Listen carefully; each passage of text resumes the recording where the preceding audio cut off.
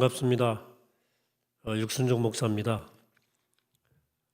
포스트 코로나 이후에 한국교회 나아갈 길이라는 주제, 매우 광범위한 그런 주제이고 문제입니다. 쉽게 답을 낼 수 있는 문제는 아니죠. 많은 담론들이 지금 숱하게 나오고 있습니다. 모두가 정답은 아니고요.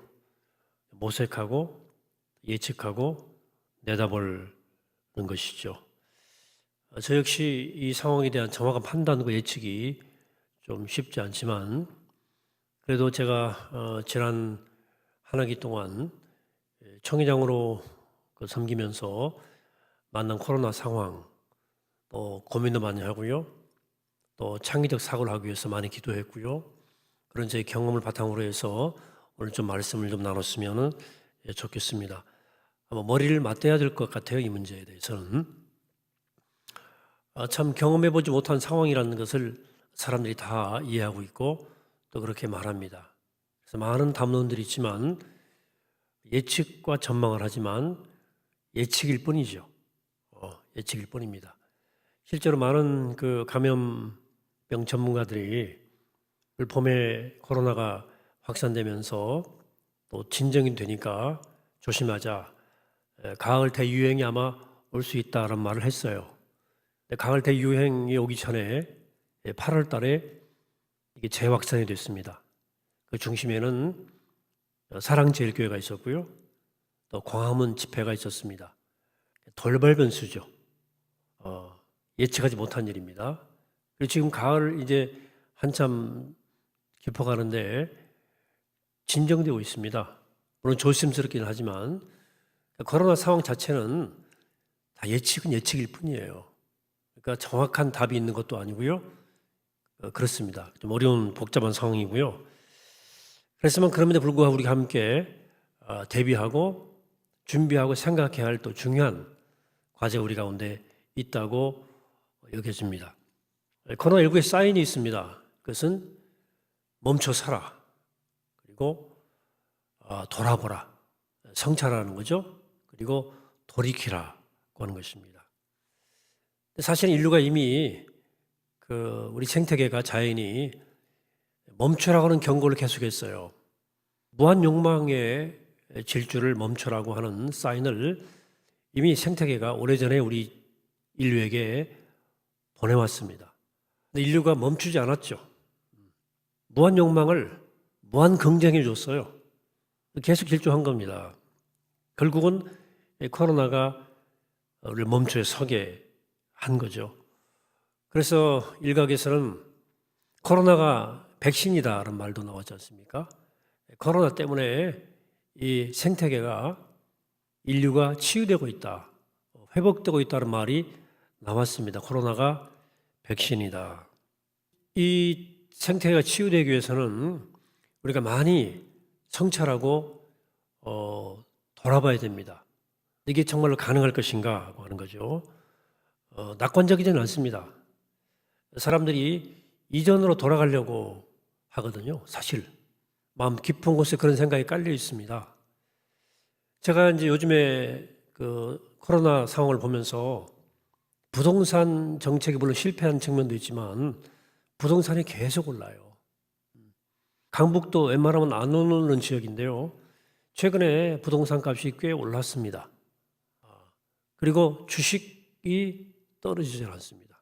물론 주식 떨어지는 것이 좋은 건 아니죠. 근데 소위 동학개미라고 그래가지고 개인 투자자들이 막 투자를 하고 그래서 이 주식 시장을 버텨내고 있는 거거든요. 그 밑에 깔린 건 뭐냐면 이전으로 돌아가겠다는 생각입니다. 새로운 노말을 준비하려고 하는 의지와 깊은 생각이 좀 부족한 현상이다 생각합니다. 물론 그게 다는 아니지만 제가 보기 그래요. 이게 사람들이 욕망의 질주를 쉽게 멈출 수 없겠구나 하는 생각을 합니다.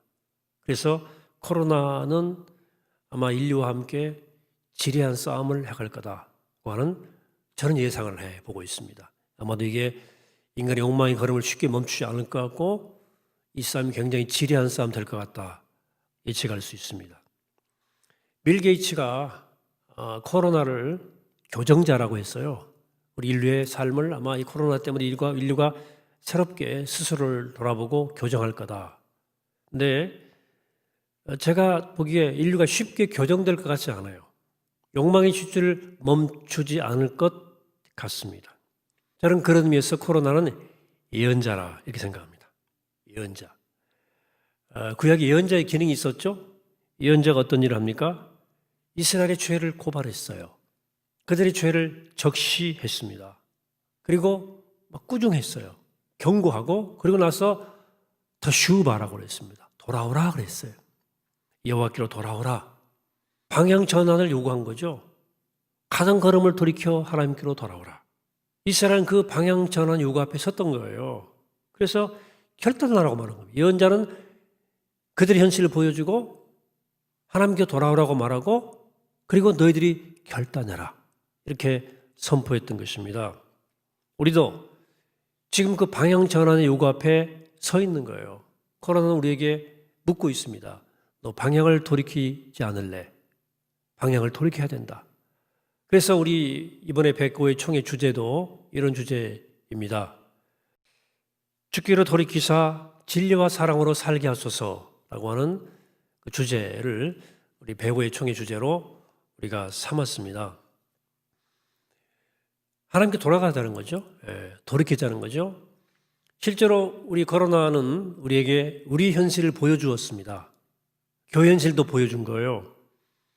교회 현실이 본말이 전도됐던 거죠. 소위 사역적 용어로 목적 전치 현상이라고 말하는데요. 교회 제도 또 건물 프로그램은 하나님의 나라를 이루기 위한 수단이에요. 도구거든요. 이게 목적이 되고 선교가 수단이 되는 이런 경우를 목적 전치라고 얘기합니다. 우리가 교회가 모이는 것은 흩어지기 위한 것입니다. 선교를 위한 거예요. 땅끝까지 복음을 전하기 위한 것이고 세상을 변화시키고 성도를 제자 삼는 것이 목적입니다. 모이는 목적은 거기에 있는 거죠. 근데 교회가 모이지 못하니까 교회가 흔들렸어요. 물론 모이지 못하면 흩어지는 이 동력도 약화되는 것은 사실입니다. 그러나 그동안 그냥 모이는 것이 목적이었지 않았나? 교회란 제도 시스템을 유지하는 게 목적이었지 않았나? 주 목적이었지 않았나? 라고는 성찰이 필요하다는 거죠. 우리 교회가 본질로부터 많이 멀어졌다는 것을 우리가 목격하고 있는 겁니다. 우왕좌왕해요. 어떻게 할지를 모르는 거죠. 선교 못하는 거예요. 이게 지금 우리의 모습이거든요. 우리 모습을 그대로 지금 드러내주고 있는 거예요. 우리가 돌아보고 성찰하고 돌이켜야 됩니다. 분명한 것은 코로나19가 우리에게 위기감을 준 겁니다. 위기감을. 사실 여러분 복음은 위기감으로 가득 차 있습니다. 예수님의 첫 일성은 회개하라. 하나님 나라가 가까이 왔다. 예요. 위기감이죠. 베드로는 만물이 마지막 가까웠다 했고요. 성경 구석구석에서 예수님이 곧 오시고 하나님 나라가 가까이 왔다. 곧 오신다. 한 종말론적 메시지로 가득 차 있습니다. 왜 종말론적 메시지를 그들이 우리에게 던진 것입니까? 위기라는 거예요. 아니 위기감을 불러일으키기 위해서 종말론적 메시지가 성서에 가득 찬 것입니다. 사람은 위기 앞에 서면 단순해집니다. 본질에 집중합니다. 여러분들 목회 현장에서 암 발기 환자들 가끔 목회하거든요. 시한부 판정받습니다. 3개월 남았습니다. 6개월 정도 사시겠습니다. 이런 판정받으면요. 물론 처음에는 힘들어하고 괴로워하지만 삶이 정렬이 돼요. 단순해집니다. 삶의 근본을 생각해요. 그래서 사랑이 인생의 핵심이거든요. 그걸 자각해요. 그리고 그 사랑을 중심으로 해서 삶이 재정렬됨을 제가 목격하게 됩니다. 우리에게 왜 위기감이 필요합니까? 우리가 본질로부터 떠났기 때문입니다. 본질을 잃어버렸기 때문입니다. 코로나는 우리에게 소위 종말론적 삶을 요구하고 있어요. 조금 더 단순해져라. 본질을 찾아가라. 핵심을 짚어라고 우리에게 말해주고 있는 것이거든요. 여러분, 교회는 앞으로 훨씬 더 단순해져야 됩니다. 여러분, 애플 창업자 스티브 잡스 세상을 떠났지만 스티브 잡스의 핵심 가치는 단순성이에요. 모든 걸 단순하게 하라는 거예요. 이게 굉장히 쉬운 게 아닙니다. 그리고 애플사의 제품들이 사실은 단순합니다. 아이폰도 전 세계인들이 쓸 수 있어요. 물론 우리의 갤럭시 같은 것도 굉장히 단순하게 되어 있거든요. 요즘에 핸드폰 쓸 때 누가 설명서 보고 씁니까? 저는 설명서 안 읽습니다. 대충 이렇게 손으로 눌러보고 작동시켜보고 그냥 쓰는 거예요. 그만큼 모든 기기들이 단순해지고 있습니다. 단순성이란 말을 했거든요. 예. 그래서 앞으로 교회가 이 단순해지기 위해서 선택해야 됩니다. 무엇을 지키고 무엇을 버릴 것인가. 판단하고 결정해야 돼요. 이게 리더십입니다. 어떻게 위기 상황에서 위기를 위기로 받아들이고 우리가 선택할 것인가. 그리고 어떻게 판단할 것인가. 어떻게 결정할 것인가. 이게 리더십의 책무이고 과제입니다. 큰 틀에서 아주 단순하고 명료해져야 됩니다. 본질을 추구해야 됩니다. 오늘 제가 이런 맥락에서 몇 가지를 여러분과 함께 나누고 정리해 보려고 합니다. 첫째, 교회 방향을 재구성하라는 거예요. 일종의 리셋이죠. 리셋. 이제 교인들이 질문하기 시작했습니다. 교회가 뭐냐? 예배가 도대체 뭐냐? 이렇게 예배해도 예배가 되는가? 또 교회가 뭔가 이렇게 묻기 시작했어요. 그리고 내가 다니는 교회가 무엇을 추구하고 있나에 대해서 이제는 묻습니다. 달리 말하면 나는 왜 그 교회에 나가야 되는가에 대해서 생각하기 시작했습니다. 지금 질문이 막 쏟아져 나오고 있어요. 교우들 가슴 속에 생각 속에서 여기에 답해야 됩니다. 대답해야 됩니다. 그러니까 목회 철학이 분명해야 돼요. 여러분, 목회 철학은요, 목회 등뼈 같은 거예요. 목회가 뭐 대충 하는 겁니까? 아니죠. 그 목회대 목회 철학에 따라서 목회는 구성되는 거예요. 목회 철학은 목회 등뼈거든요. 지향이 분명해야 돼요, 앞으로. 대충 하는 게 아니죠. 그러니까 이번에 여러분들 몇 가지 교회 부분적인 수리를 해서 뭐 옛날로 돌아간다거나 혹은 복원 모드로 교회를 작동하시면 안 됩니다. 초기화해야 돼요. 소위 리셋해야 됩니다. 그러니까 목회 방향을 재구성하고 재설정해야 돼요. 저희 성북교회는 제가 20년 전에 목회 여기 성북에 부임하면서 5개의 핵심 가치를 세웠어요. 핵심 가치. 첫째는 말씀과 성령의 능력 안에 있는 교회입니다. 두 번째는 다음 세대를 준비시키는 교회입니다. 세 번째는 나눔과 섬김을 통해 지역사회에 봉사하는 교회예요. 네 번째는 새 사람 되어 새 바람 일으키는 교회고요. 다섯 번째는 세계 선교의 비전을 가진 교회입니다. 이 코어 밸류가 5가지였거든요. 말씀과 성령, 다음 세대, 그리고 나눔과 섬김, 그리고 새 사람, 변화. 5번째 세계 선교. 이게 이제 제 핵심 가치였고요. 그거 가지고 쭉 달려온 거예요. 그래서 코로나를 겪으면서 또 하나의 새로운 가치가 생겼어요. 이 5개를 끌고 가는 사람을 세우는 교회예요. 제가 이 생각을 왜 했냐면 코로나를 지나면서 반성이 되는 게 사람을 세우지 못한 게 보이는 거예요. 이 핵심 가치를 실현하고 끌고 가고 실행해야 될 이 사람이 세워지지 않은 걸 제가 본 거예요. 흩어지는 그 교회 이상을 가르치긴 했는데 흩어지는 교회를 살아갈 구체적 훈련이 부족한 거예요. 그 사람이 안 세워진 거죠. 여러분, 목회자들도 이 시기에 여러분 스스로 우리가 좀 반성해 봤으면 좋겠는데요. 여러분들 코로나19 이후에 교회 상황과 교우들에 대해서 굉장히 염려 많이 하시지 않습니까? 제가 묻습니다. 여러분, 올해 1년 코로나19 상황 가운데 어떻게 보내셨습니까? 기도 더 많이 하고, 말씀 더 많이 묵상하고, 미래를 더 많이 공부하고, 더 많이 학습하고, 스스로 훈련했습니까? 아니면 그냥 쉬자. 아니면 그냥 어떻게 하지? 아니면 그냥 늘어져서 영적 근육이 물렁물렁해진 건 아닙니까?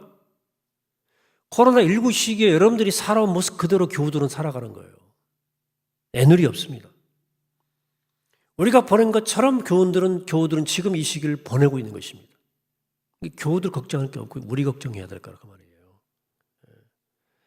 제가 목회하면서, 특히 기장 목회하면서 많이 스스로 느끼는 것은요, 훈련받지 못한 교관은 훈련시킬 수 없다입니다.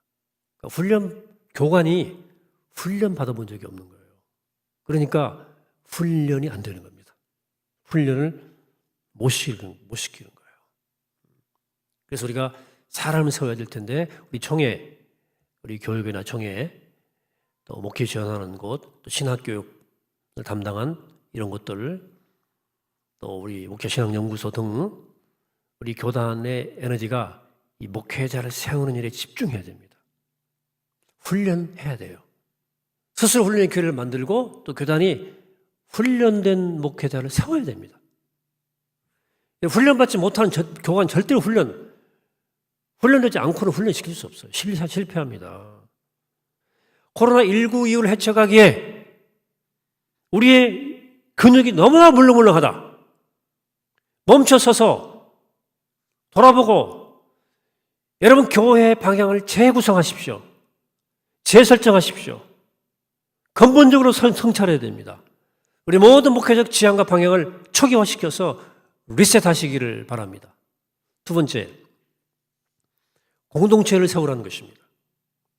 이제 온라인 예배의 영향이요, 파급이 굉장히 무섭습니다. 온라인 예배는 앞으로 선택이 아니고 필수가 될 겁니다. 온라인 예배 없애자는 분도 계시지만 못 없앨 거고 없애서도 안 됩니다. 이 두 트랙 가야 돼요. 왜냐하면 18세부터 35세까지의 나이 세대를 소위 밀레니엄 세대라고 그래요. 밀레니엄 이후에 태어났거나 밀레니엄의 성장기를 보낸 사람들의 84%가 휴대폰 없이는 하루도 살 수 없다. 통계입니다. 하루도 못 살아요. 실제 이번에 온라인 예배도 그들은 대부분 스마트폰으로 예배를 드렸습니다. 물론 이제 태블릿 PC도 있고 여러 가지가 있지만 기본적으로 모바일이에요. 이미 10년 전에 디지털 노마드란 말이 생겼습니다. 디지털 유목민들, 또 디지털 상에서 떠돌아다니는 거예요. 영적 노마드, 영적 유목민들이 생겼습니다. 이미 생겼어요. 그래서 막 이 교회 저 교회에 들어가서 설교 들어보고 예배 드려보고 또 말씀 나누고 서로 공유하고 카톡으로 나누고 이런 현상들이 이미 왔죠. 이미 시작된 현상입니다.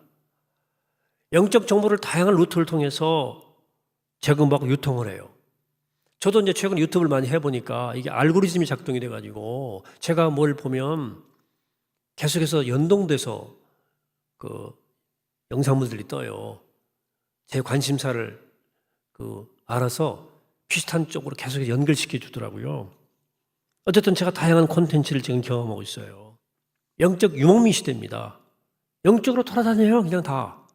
그리고 필요한 정보를 쇼핑을 해요. 그러면 좋은 설교, 좋은 말씀, 좋은 콘텐츠를 다양하게 접하는데 내가 다니는 교회를 왜 나가야 됩니까? 공동체니까 나가는 거예요. 거기 가야 내 삶을 나눌 수 있는 것입니다.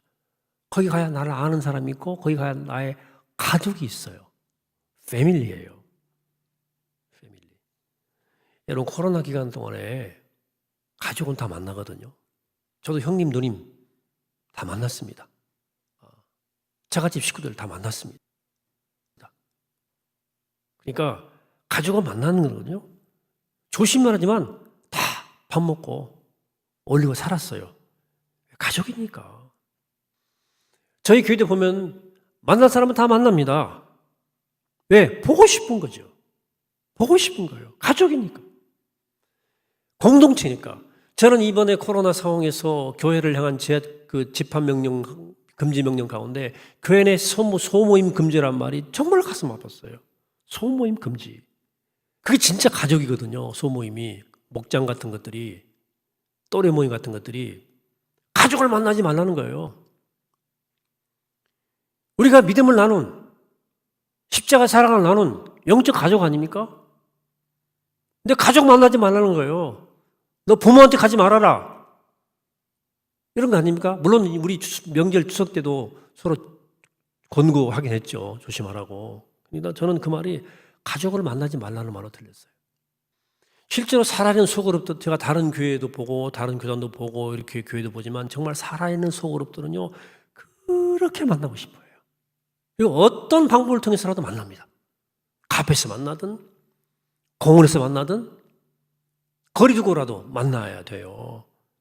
왜 내가 그 교회를 나가야 됩니까? 거기 가야 나를 이해하는 친구가 있고 거기 가야 내 가족이 있으니까. 여러분 교회가 공동체가 아닌 교회는 온라인으로 충분합니다. 꼭 거기 있어야 할 필요가 없어요. 여러분 그러므로 코로나19 이후의 교회는 반드시 공동체를 세워야 됩니다. 교회가 영적 가족이에요. 아마 온라인 때문에 아마 출석률은 감소할 겁니다. 대개 한 10%, 20% 감소할 거라고 봅니다. 근데 그리우면 나오는 거예요. 그리우면. 보고 싶거든요. 그러면 나올 거예요. 저도 교인들 보고 싶어요. 교인들도 보고 싶어요. 보고 싶을 때 나올 때 확실한 공동체 경험을 줘야 돼요. 오프라인이 굉장히 중요한 거예요. 거기서 승부가 나는 거예요. 현장 교회는. 생명의 하이타치가 일어나야 됩니다. 이런 존 나이스비트라고 하는 경영학자가 하이테크 하이터치라는 책을 썼거든요. 이 책의 내용이 뭐냐면 이 하이테크놀로지 시대에 사람들이 진정 그리워하는 것은 하이터치라는 거예요. 내 마음의 깊은 결을 만져주는 생명의 하이터치. 나를 위로해주고 나를 지지해주고 내가 살아갈 이유를 말해주는 공동체. 그런 영적인 타치가 교회 가운데 일어나야 됩니다. 여러분 그러므로 공동체를 세워가야 됩니다. 세 번째, 생존가치에서 가치 창조로 가야 됩니다. 세 번째거든요. 여러분 교회 생태계가 흔들리고 있어요. 아마 7만 개 정도 한국 교회가 되는데요. 아마도 1, 2만 개 정도 사라질 거라고 예상을 하기도 하더라고요. 교인이 줄고 있고 헌금이 줄고 있습니다. 교인 수의 회복은 좀 지켜봐야 될 것 같아요. 팬데믹이 지나간 다음도까지 봐야 되니까 교인 수가 얼마나 줄 것인가. 그러나 정도를 알 수 없지만 주는 것은 피할 수 없을 것 같아요. 헌금 같은 경우는 지금 통계적으로 우리 교단은 통계가 정확히 안 나와 있어요. 해야 됩니다. 이 데이터베이스가 있어야 돼요. 교인 수가 어떻게 줄고 있고 어떻게 다운사이클 되고 있고 어떻게 헌금이 줄고 있나에 대해서 데이터베이스가 있어야 됩니다. 통합적 통계를 보니까 28%, 20% 이쪽 저쪽. 최종적으로 한 20%가 될 거라고 보더라고요. 우리도 그 부분에 대해서 준비를 해야 됩니다. 아마 교회 생존이 앞으로 문제가 될 거예요. 교회가 10,000개가 사라지는 게 이게 보통 일입니까?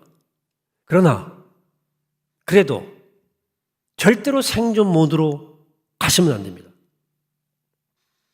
여러분 생존하기 위한 교회는 영감이 없어요. 누가 멀쩡한 사람이 거기 갑니까? 살아남으려고 몸부림치는데 누가 가냐고요? 나도 살기 힘든데 어떤 경우에도 생존 모드에 빠지지 마십시오. 어떤 경우에도 본질에 충실해야 됩니다. 가치 창조의 모델로 가야 돼요. 선교 모드로 가야 됩니다. 사람들은 운동으로 가야 돼요. 제가 코로나 상황에서 구조 선교가 교회를 좀 비교적 교회가 한 편이거든요. 코로나 상황에서. 근데 제가 재난지원금이 나왔을 때 재난지원금 11조 운동을 했어요. 재난지원금 받은 거 우리가 11조 합시다. 그래서 그거 가지고 재난지원금을 받지 못하는 이주민들이 있어요. 이주 노동자들 그분들이 나눕시다. 그래서 교인들이 많이 호응했습니다. 제가 SNS에 올리니까 그 따라서 한 교회들도 꽤 있어요. 재난지원금 나눔 운동. 그리고 이제 저희가 아시아 선교를 많이 하기 때문에 인도, 네팔, 미얀마 이런 데 이제 무료급식. 그 사람들은 코로나보다 더 무서운 게 쌀이 없는 거거든요. 굶어 죽는 사람이 더 많거든요. 그래서 쌀 나눔 운동 하고요. 또 노숙인들 사역도 하고요. 근데 교인들이 막 반응이 있어요. 그렇지, 교회가 이런 거 해야 되지. 저희 교회 유튜브로 예배 드리던 어떤 분은 우리 교우는 아니에요. 그런 거 보고는 계속 마스크를 보내오는 거예요. 2,000장씩 3번을 지금 보내왔거든요. 그래서 저희가 잘 나눌 수 있었어요. 교회 밖에서도 반응을 하는 거예요. 이번에 감사절, 추수감사를 저희 교회는 지난주에 했습니다. 근데 재단을 장식한 과일들 요양원과 또 장기 환우에게 나눴어요. 충분하지는 않지만 이렇게 나누고 섬길 때 교우들의 이 긍지가 높아지는 것을 봅니다. 소위 이름해서 이게 성육신적 영성으로 가야 된다. 코로나19 시대에 가치 창조는 성육신적 영성이에요. 여러분, 복음의 생명력과 복음의 창조성이 필요한 때거든요.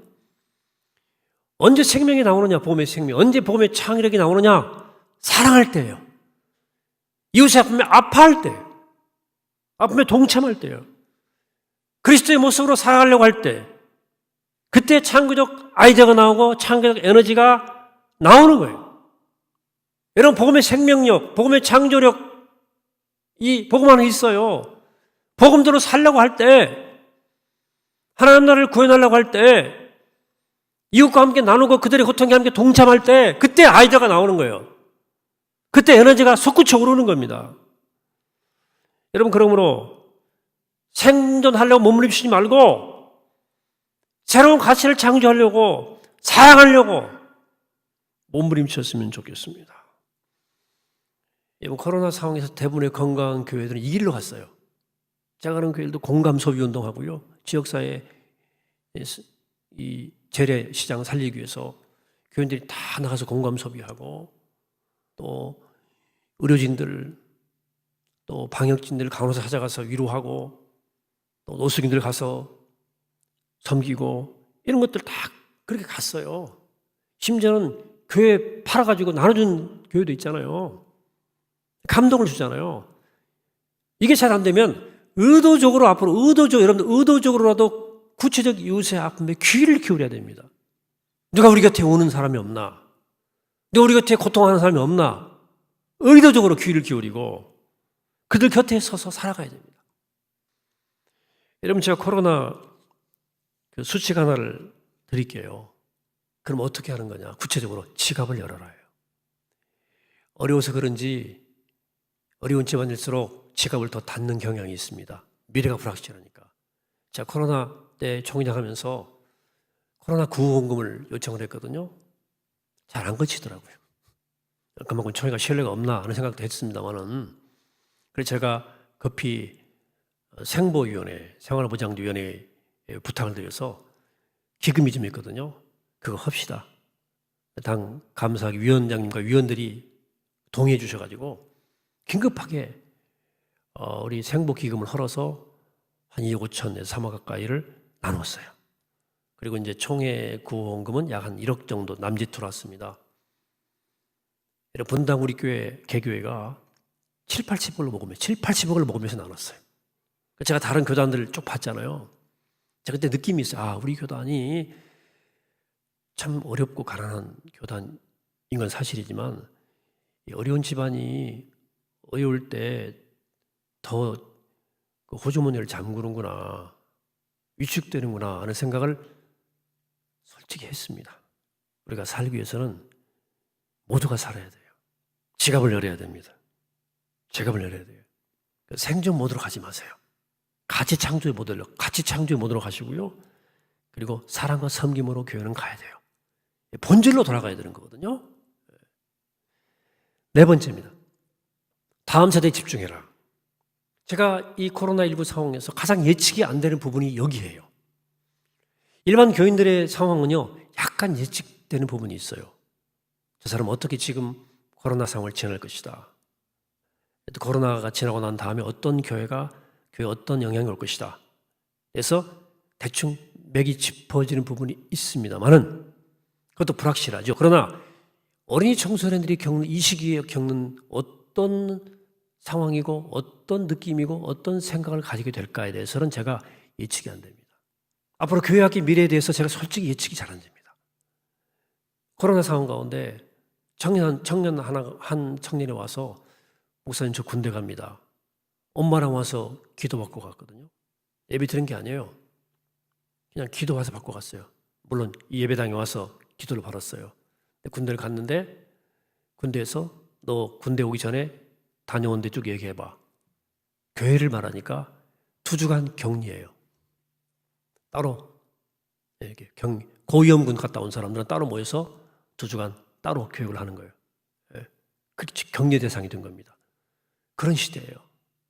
교회 안에 자란 아이들 가운데 똘똘하고 또 명석하고 또 좋은 믿음의 집안에서 자란 아이들 고등학교 들어가니까 친구가 그러더래요. 왜 너 같은 애가 교회 다니냐 그러더래요. 왜 너같이 나이스하고 너같이 공부 잘하고 너같이 멀쩡한 애가 왜 교회 나가냐. 이게 우리 시대의 아이들이 겪는 현실이에요. 그들에게 교회란 무엇일까? 이미 다음 세대는 다른 세대란 말이 이미 나왔거든요. 코로나 이전에. 그들은 다른 세대다. 다른 상황을 살아간다. 이 세대에 대한 교단적인 전략이 매우 부족하다고 생각합니다. 다행히 이번에 총회 우리 교육위원회가 아마 교육연구소를 헌의해서 정치부는 일단 통과를 시켰어요. 제가 정치부원이긴 한데 필요한 일이거든요. 그래서 좀 그게 잘 됐으면 좋겠어요. 교육을 위한 어떤 교단적 대안. 서울 북노회는요, 이 미자립 교회들이 많고 교회 학교가 없는 교회가 50개 교회 가운데 19개예요. 그 교회를 지원하기 위해서 노회 안에 교육 전문 담당과 교육 총무를 유급으로 두는 것을 이번 노회에 헌의를 했거든요. 그래서 아마 전 교회들의 0.3%의 부담금을 더하기로 한 것은 조금 유보를 했고요. 일단 한 교회가 이미 1,200만 원을 내놨고요. 또 나머지 교회에서 좀 이 펀드레이징해서 모금해서 일단은 교본 사례비를 감당을 해서 한 1, 2년 운영을 해보고 나중에 이제 노회 전체가 힘을 합해서 하기로 교육 전담 교육자를 노회 안에 두기로 했어요. 그래서 어려운 교회들을 지원하기로 우리 노회가 결단을 한 겁니다. 그런 노력들이 있어야 됩니다. 저희 교회도 교육을 코디네이트 할 수 있는 교육 목사 제도 운영하면서 노력을 하고 있는데 쉽지는 않습니다. 물론 그냥 뭐라도 해야 돼요. 이런 저출산에다가 사회적 분위기 맞물려서 이게 쉽지 않은 과제입니다. 제가 총회장 하면서 다른 교단을 쭉 스크린 해보니까 역시 그 사람들이 고민을 많이 한다. 교육을 위한 담임 목사 세미나를 하더라고요. 이 교회 다음 세대의 문제는 현장에 교육 전도사님들 무슨 총무 이런 사람들이 해서 될 일이 아니고 담임 목사의 생각이 바뀌어야 한다는 거예요. 그래서 담임 목사를 다 불러 모아서 다음 세대 전략 세미나를 하더라고요. 제가 많은 도전을 받았습니다. 이게 결국 부모의 문제거든요. 이 부모의 신앙 형태와 밀접한 관련이 있거든요. 그래서 요즘에 그런 말이 있어요. 부모에게 땅끝은 자녀의 방이다. 그런 말이 있어요. 이 가정과 교회가 연계된 교육이 반드시 필요합니다. 저도 지금 학령기에 자녀를 둔 부모, 학령기 아이들과 유치원부터 중등 고등학교까지 학령기 자녀와 부모가 함께 모이는 공동체를 지금 고민하고 있습니다. 가정과 저희가 부모와 자녀와 함께하는 믿음 여행이란 그 집회를 해마다 했다가 그게 그 부모와 자녀를 함께 다 포괄할 수 있는 강사를 좀 모시기 힘들어서 좀 약간 쉬고 있는데요. 어쨌든 부모와 자녀와 함께 공유할 수 있는 신앙적 컨텐츠를 개발해야 됩니다.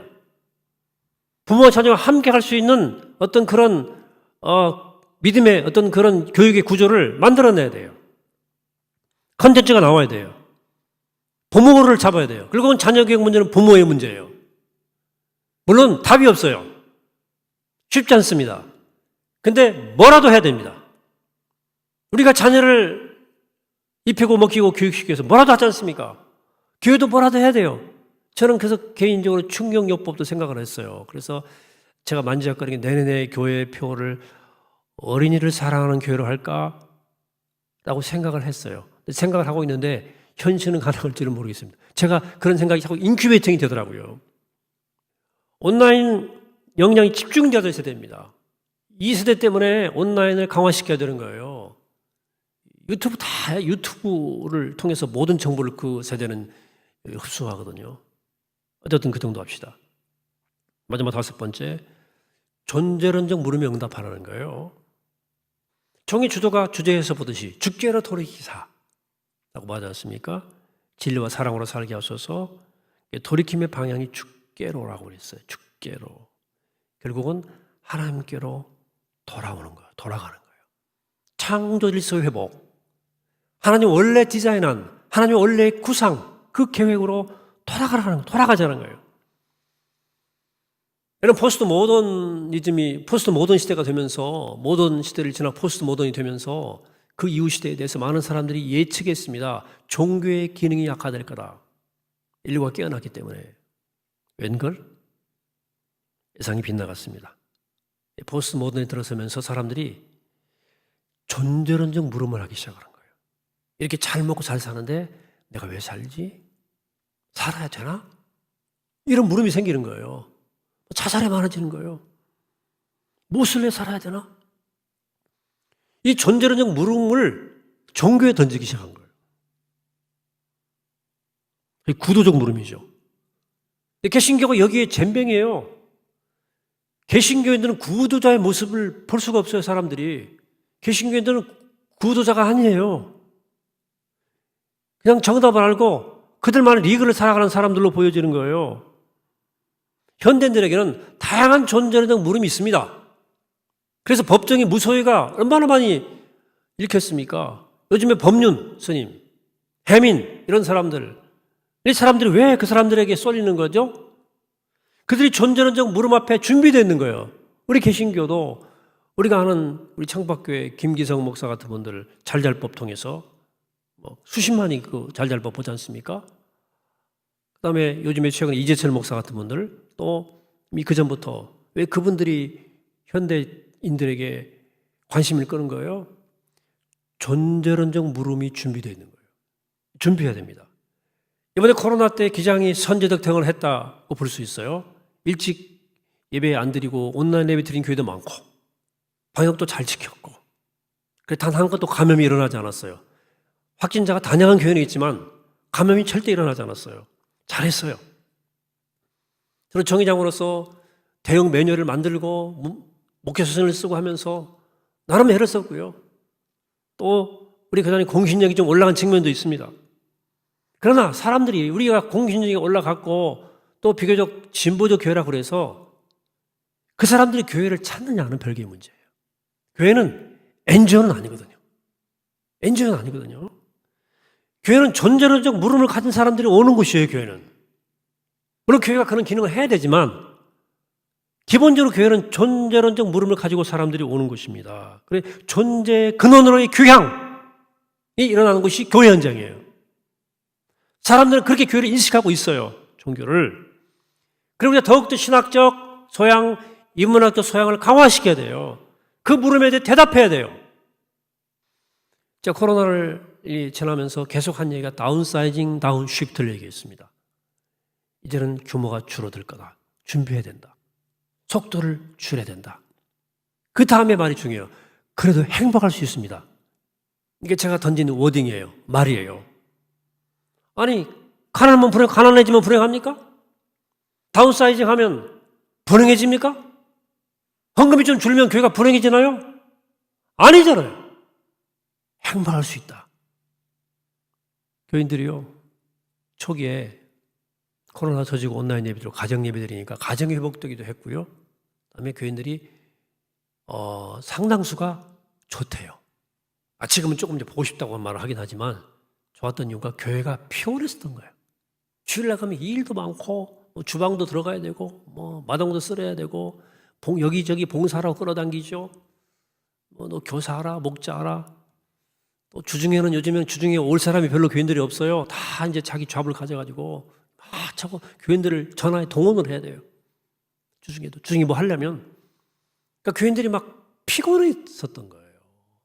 가다 보면 또 다툼도 있고. 그러니까 너무 마음이 편안한 거예요. 예수님께서 수고가 무거운 짐진 자들아 다 내게로 오라 그러셨지 않습니까? 내가 너를 쉬게 하리라. 그때 수고가 무거운 짐은 일상의 생활 고의 짐이 아니고요. 종교적 짐이었어요. 유대교 시스템이 너무나 안식일법, 정결법, 무슨 성전세 해가지고 규칙이 많고 해야 할 일이 많고 조건도 많고 못하게 한 것도 많고 하라는 것도 많고 율법의 세칙이 600 몇십 개가 된 거예요. 다투 하라 하지 말아라. 너무 힘든 거예요. 그래서 예수님 볼 때 수고가 무거운 짐진 자들아 다 내게로 오라. 내가 율법으로부터 자유하게 할게. 이거거든요. 율법종교로부터 자유를 말하는 거죠. 교회가 앞으로 사람을 소모시키지 않고 어떻게 존재론적인 답을 주고 안식하게 하고 그들의 영혼의 평화를 줄 것인가, 그 에너지로 봉사하고 섬기게 할 것인가를 고민해야 됩니다. 그런 의미에서 이 목회자 영성이 중요해요. 목회자에게 흘러나가는 것이 있어야 돼요. 여러분, 목회는 쥐어짜는 게 아닙니다. 쥐어짜는 게 아니에요. 차고 넘쳐서 흘러가는 것이 우리의 목회예요. 그게 사람을 살려요. 영적 저수지로서의 목회자를 준비해야 됩니다. 샘물의 근원, 받고 또 받고 채우고 또 채워야 돼요. 우리가 많이 기도하고 노력해야 됩니다. 무슨 노력이에요?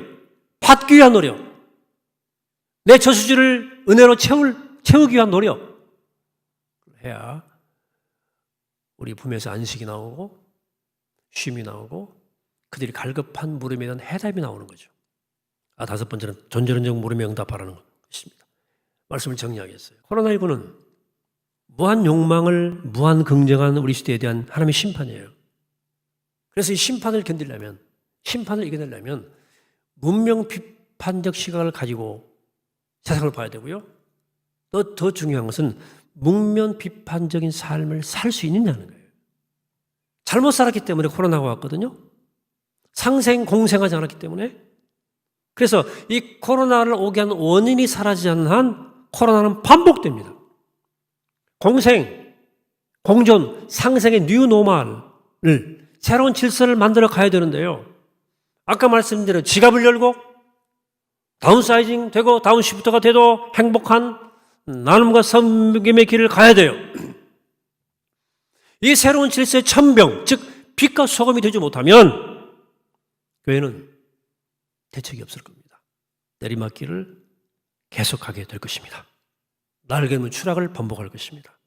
그러나 우리가 이 기회에 우리를 돌이킬 수 있다면, 뼈를 깎는 마음으로 성찰하고 돌이킬 수 있다면 우리에게 이 코로나는 새로운 기회가 될 것입니다. 코로나는 하나님의 작전 타임이에요. 하나님이 잠깐 스톱한 거예요. 그리고 내가 원하는 교회의 길은 이거다. 이렇게 후반전을 쪄라. 남은 시간 얼마 안 남았으니까 이렇게 하라고 하는 하나님의 시그널이 오는 하나님의 작전 타임이에요. 하나님께서 중요한 말씀하는 시기입니다. 잘 들으세요. 잘 들으세요.